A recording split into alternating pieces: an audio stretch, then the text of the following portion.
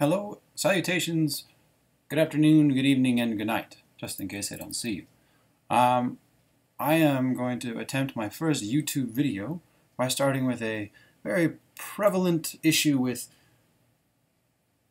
the first world society. The debate between the religious believers and the atheistic believers, people who absolutely don't believe in any kind of higher power.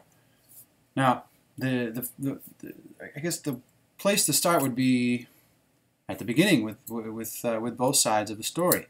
That there is a all-powerful creator that has put us on this planet and in this universe for a reason, to show the world the message of Jesus Christ and God.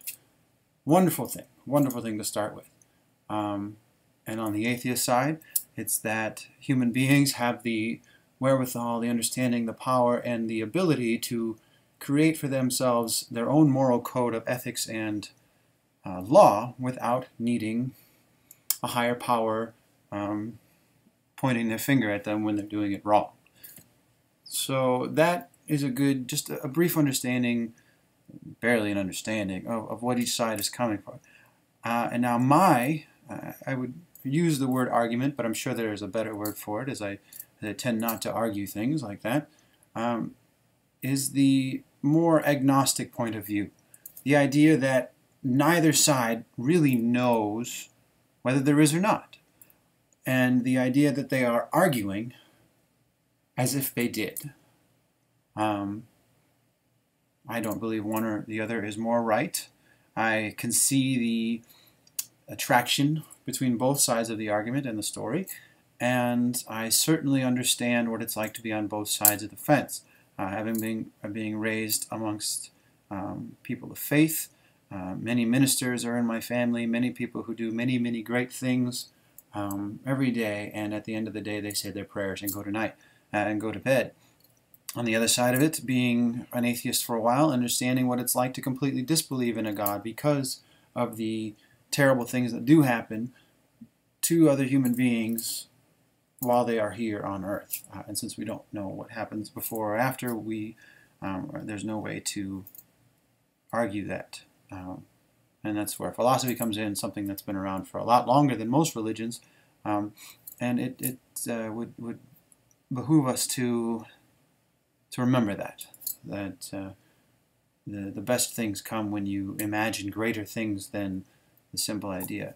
Now, to move on to the next point, it would be the origin of religion. Now, I've heard it said that religion is somewhat of a level of failed sciences from history. So, people who used to, the Greek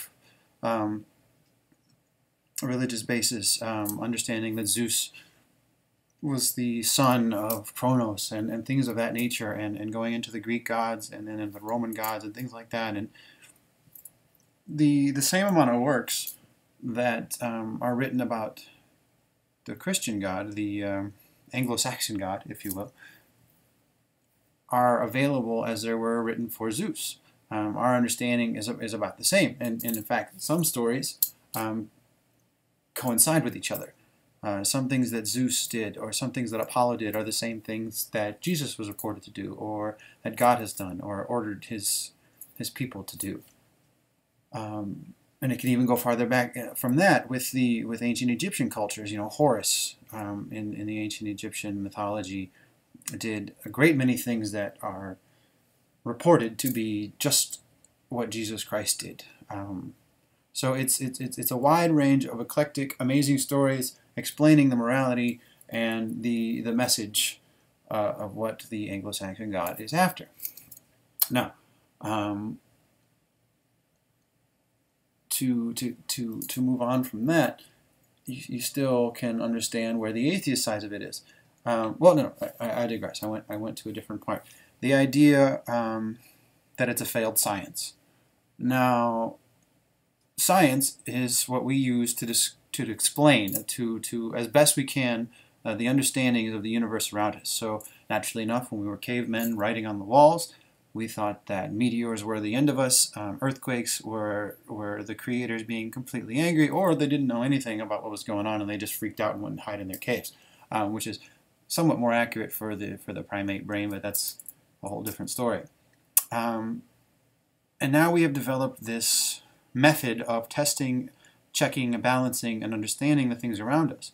Now, I don't want to say that science is a religion, because it really is not. There's no basis of faith in science in that regard. There is a level at which science reaches or approaches faith, including things like quantum mechanics, string theory, the theory of the Big Bang, things like that. There's a little faith involved in that, but it's observable. The idea that you can see where the energy of the universe stops, and we have a general map of where the energy of our particular universe goes and stops, because that's as far as our lights that our cameras, say the Hubble or something of that nature, can see. So to say that science is a religion is really kind of grasping at straws, just like saying that an atheist saying that a Christian is wrong is the same thing as a Christian saying an atheist is wrong, because they don't know. They have no idea. They're going on faith. So atheism has the same amount of faith as Christianity and the Anglo-Saxon religions, as well as the Middle Eastern religions and even some Eastern cultures and things of that nature. So it really comes down to the idea that since we don't know, to argue as if we did is illogical. The collection of information that we've collected over the last 10,000 years of human history shows us that the best way to do things is not to take a complete stand, but to everyone stand up and make their statements and then discuss together what's going to happen. It just seems that there is so much more amazing things out there than to worry about what God is doing all this damage to your family, or what God is the one that has the best ideas, or this, that, and the other. So I guess the point of this 7.5-minute rant is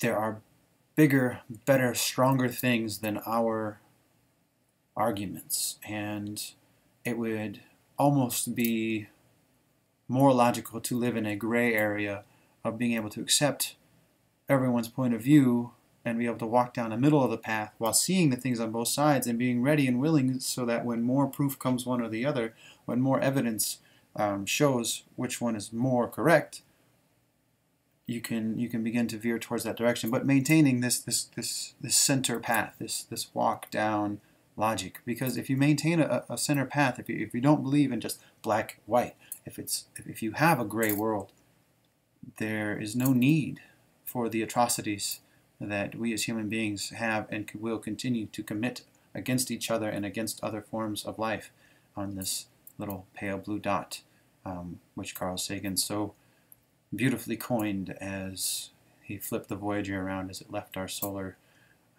sphere and took pictures of all the planets. It's just a little pale blue dot in the corner. So this is, again, my first video. If you like it, let me know, and I'll see if you have any questions, if you think that I can answer anything, or if you'd like to give me your honest opinion about myself. By all means, I am open to all criticisms one way or the other. It won't hurt my feelings if you have a bad opinion, and it might make my day if you have a good opinion. By all means, tell me what you think.